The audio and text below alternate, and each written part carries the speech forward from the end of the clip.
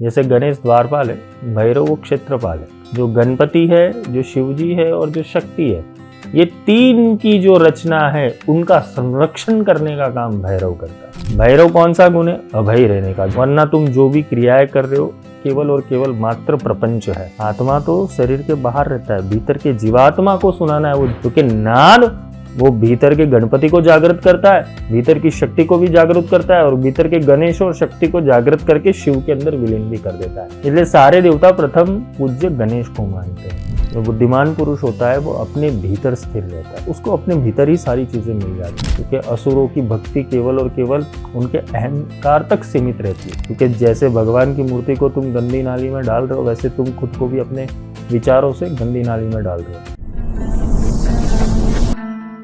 अब दूसरा एक एलिमेंट है तंत्र का, गणेश के जैसे ही है, वो भी द्वारपाल है, उन्हें भैरव कहते हैं। भैरव वो क्षेत्रपाल, जैसे गणेश द्वारपाल है, भैरव वो क्षेत्रपाल है। मतलब ये तीन, जो गणपति है, जो शिवजी है और जो शक्ति है, ये तीन की जो रचना है उनका संरक्षण करने का काम भैरव करता है। भैरव भी वो गुण है। भैरव कौन सा गुण है? अभय रहने का। जो प्राप्त किया है उसके ऊपर अभयता से चलता है, निर्भयता से चलना, उनके ऊपर, उन गुणों के ऊपर, उन शक्ति के ऊपर, उन ज्ञान के ऊपर अडिगता से चलना, विनय विवेक से चलना, वो भैरव का था। क्योंकि भैरव वो फोर्स है। तो तंत्र के चार आयाम समझ लेना, शिव, शक्ति, भैरव और गणेश। ये चार क्वालिटी अगर तुम में अच्छे से डेवलप होने लगी तो तुम मंत्र तंत्र यंत्र के अधिकारी बनते हो। वरना तुम जो भी क्रियाएं कर रहे हो केवल और केवल मात्र प्रपंच है। वो उसे तुम भाववश भक्ति का नाम लगो, लेकिन वो भक्ति की कोई दिशा ही नहीं है, तो वो भक्ति तुम्हें कभी भी सफल नहीं होगी। अगर भाववश तुमने गुण को भी साध्य नहीं किया तो वो गुण तुम्हारे किसी काम का नहीं है। इसलिए ये तंत्र को समझना, पूरे ये सिस्टम को समझना। तो भद्रम करने विष्णुयाम देवा किसको सुनाना है? तुम्हारे अंदर बैठे हुए चैतन्य तत्व आत्मा को। आत्मा तो शरीर के बाहर रहता है, भीतर के जीवात्मा को सुनाना है। वो जीवात्मा के साथ एक और तत्व रहता है जिसे ईश्वर कहते हैं। ये कॉन्सेप्ट थोड़ा क्लियर करना है, क्योंकि आधे लोग ये कॉन्सेप्ट को समझते नहीं। देवता तुम में वास करता है और उसके साथ जीवात्मा है और उसके साथ ही शक्ति है। ये कुंडलिनी के अंदर तीन तीन चीजें रहती है, क्योंकि रजस तत्व है कुंडलिनी के अंदर। उनके जो मुख्य देव है वो ब्रह्मा है, गणपति वो तत्व है और शक्ति उसको संभालने वाली, मतलब उसको चलाने वाली जो सिस्टम है वो शक्ति। गणेश उनके गुण है।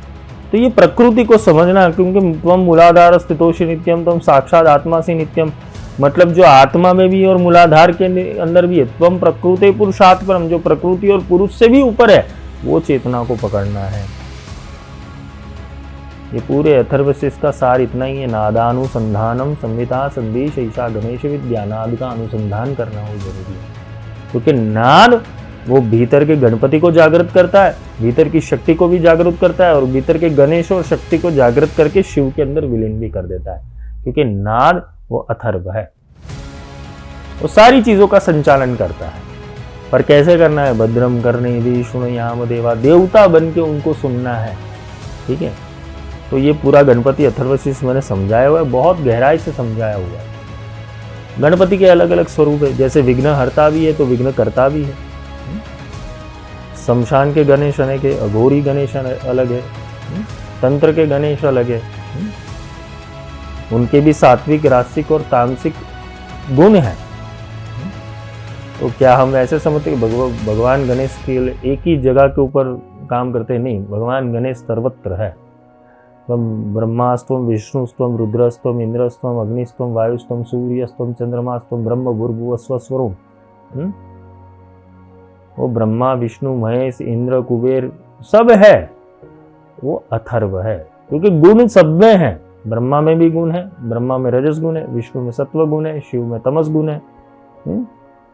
तो अलग अलग देवताओं के अंदर अलग अलग गुण है। सबके गुणों के आधारित देवताओं का जो तेज है वो गणपति से। इसलिए सारे देवता प्रथम पूज्य गणेश को मानते हैं।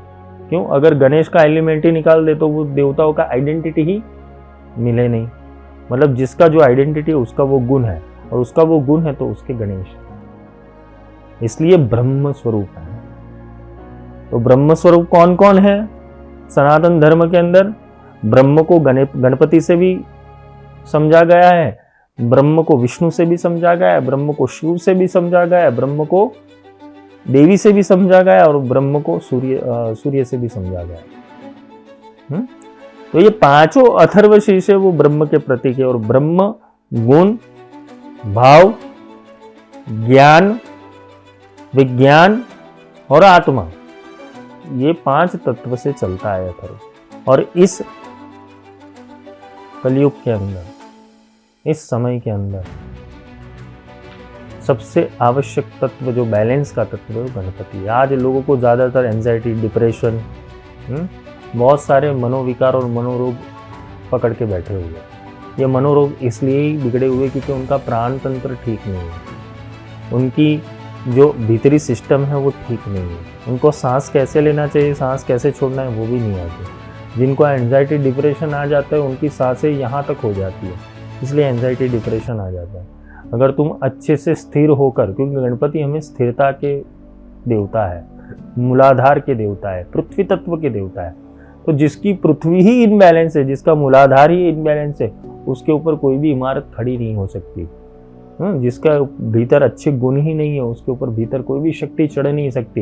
ये चाहे तुम कितने मंत्र तंत्र यंत्र कर लो, तुम्हारे अंदर एंजाइटी डिप्रेशन जाएगा नहीं, तुम्हारे अंदर दुर्गुण जाएंगी नहीं, तुम्हारे अंदर की नेगेटिव ऊर्जा जाएगी नहीं।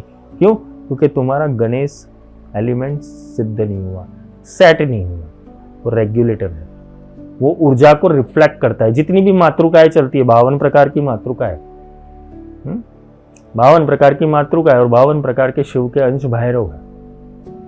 मतलब शिव भी अंशात्मक रूप से शरीर के अंदर है,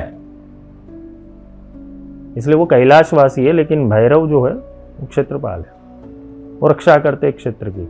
मतलब भैरव रूप से वो शरीर के अंदर विद्यमान है, किसके साथ? गुण और शक्ति के साथ। इसलिए योगिनी 64 है, भैरव 64 है और गणेश 64 है, और 52 मातृका है, इसलिए इसे 52 शक्तिपीठ गाया है। 52 शक्तिपीठ कुछ नहीं, हमारे शरीर के मेरिडियंस है, लेकिन वो किसी न किसी विशेष गुण से प्रकट होते हैं। जब वो गुण की जरूरत होती है वो गुण रिफ्लेक्ट करने लगता है। ये पूरा तंत्र का अध्याय है, उसको मैंने बहुत डिटेल में समझाया गणपति अथर्वशीर्ष के अंदर।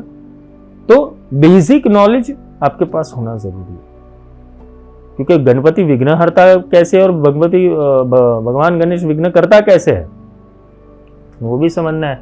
कभी कभी किसी के गुण ही उसको फायदा कराता है और किसी किसी के गुण ही उसके नुकसान करवाता है। ये गुण को कैसे चलाना है ना, अपनी क्वालिटीज को कैसे डिसिप्लिन में लाना है, उसका ही पूरा विज्ञान वो गणपति विज्ञान है। तो पहले प्राणों को बैलेंस करें, फिर उसकी क्वालिटीज को बैलेंस करें, अपने विचारों को बैलेंस करें, अपने भीतर स्थिरता लाए, अपने भीतर के स्पंदन को, भावों को, अपने भीतर की इच्छा और कामनाओं को स्थिर करना सीखें, फिर जाके सिद्धि और बुद्धि मिलती है। क्योंकि बुद्धिमान पुरुष बेवकूफ़ और मूर्ख नहीं होता जो हर जगह जाकर आडंबर मचाए। जो बुद्धिमान पुरुष होता है वो अपने भीतर स्थिर रहता है, उसको अपने भीतर ही सारी चीज़ें मिल जाती हैं। मुझ में ब्रह्मा, मुझ में विष्णु, मुझ में शिव है, मुझ में शक्ति, फिर मैं काहे मंदिर जाऊँ, फिर मैं काहे तीर्थ ना हो। तुम्हें कहीं जाने की जरूरत नहीं, पहले अपने भीतर स्थिर हो जाओ। मूलाधार स्थितोषि नित्यम, हमेशा नित्य वास करो मूलाधार के अंदर, मतलब अपने भीतर की हरकत देखते रहो। ये 24 घंटे ध्यान करने की प्रक्रिया है, ये 24 घंटे साधना करने की प्रक्रिया है, क्योंकि तुम्हारे एक एक शब्द, एक एक भाव, एक एक विचार वो तुम्हारी प्रोग्रेस को दर्शाते। तुम कितना समय दिन के अंदर बिगाड़ते हो नेगेटिविटी चिंतन के अंदर, उसके हिसाब से तुम्हारी प्रगति और अधोगति होती है। जो जैसा चिंतन करता है, यम यम चिंतयते कामम तम तम प्राप्नोति निश्चितम, जो भी सोचोगे वो प्राप्त करोगे। तो प्राप्त क्यों करोगे? क्योंकि तुमने ही सोचा है। अगर तुम गलत सोच रहे हो तो गलत दिशा में एनर्जी जाएगी, अगर सही सोच रहे हो तो सही दिशा में एनर्जी जाएगी। और गलती से अगर तुम्हें तत्व मिल गया नाद ब्रह्म जैसा, और गलती से भी नेगेटिव थिंकिंग किया, समझ लेना रिवर्स सर्किट लगेगी। इसलिए गुरु परख कर शब्द ब्रह्म देते। शब्द ब्रह्म तो दे देंगे, लेकिन नाद ब्रह्म के अंदर की जो ऊर्जा है वो जल्दी नहीं देते। क्यों? अगर वो एक्सेलरेशन के अंदर दे दी वो सिद्धि, तुम तो लोगों की गलतियां ढूंढ ढूंढ के उनको मारोगे, क्योंकि आधे से लोगों की बुद्धि तो सिद्ध हुई नहीं है, इसलिए उनकी सिद्धि भी सिद्ध नहीं होगी। तो बुद्धि सिद्ध नहीं होने के ऊपर वो क्या करके चींटी के ऊपर भी ब्रह्मास्त्र चलाएंगे, त्रिशूल से चींटी को मारने का कोशिश करेंगे। मतलब आडंबर अति लालसी सिमरे माया अनेक, जो आडंबरी और अति लालसी है वो तंत्र का और शक्तियों का दुरुपयोग करेगा, जैसे राक्षस करते। वैसे आज के युग के अंदर भी बहुत सारे राक्षस हैं, इसलिए सिद्धियां उनको दी जाती है जिसकी बुद्धि सिद्ध हुई हो। जो स्थिर है उसके ऊपर सिद्धियां चढ़ती है, जो मूर्ख है उसके ऊपर सिद्धियां नहीं चढ़ती। तो ये सारी चीजें समझना, क्योंकि सब कनेक्शन के अंदर है। एक एक चीज, सारे डॉट कनेक्ट करके देखोगे तो तुम्हें पहली चीज यही समझ में आएगी कि मुझे कैसे सुधार लाना है जीवन में, मुझे कैसे डिसिप्लिन में आना है, क्या बोलना है। गणपति कम बोलते, इतना विशाल मस्तिष्क है, बहुत कम बोलते और शांति से सुनते।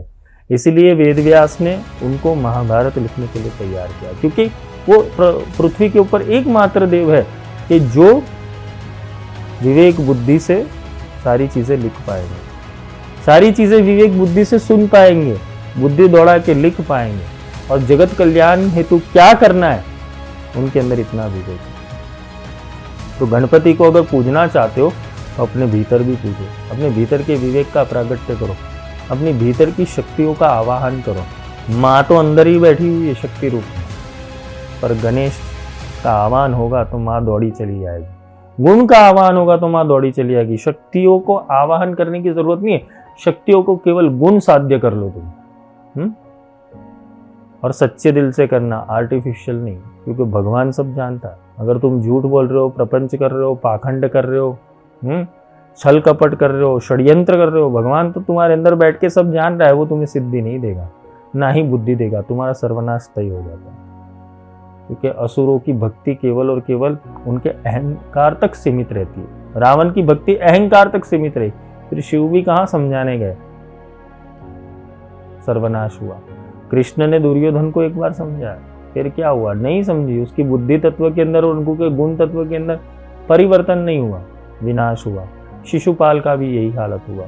मतलब जितने भी तुम्हारे आसुरिक एलिमेंट अगर तुम पर हावी है तो पहले ही अपना प्योरिफिकेशन कर देना, ताकि गणपति तुम में वास कर सके। 10 दिन बिठा रहे हो, अच्छी बात है, आगता स्वागता करो, उत्सव मनाओ, लेकिन सनातन धर्म की संस्कृति के हिसाब से। जब भी गणपति का आगमन कर रहे हो तो जो शो वो रख रहे हो वो सारी चीज़ें मत करो। भगवान को उससे कोई लेना देना नहीं कि तुम्हारे बच्चे कैसे डांस कर रहे हैं, तुम्हारे बच्चों ने कैसे कपड़े पहने हुए, कार्टून बन रहा है कि नहीं बन रहा है, उसको भगवान को कोई लेना देना नहीं।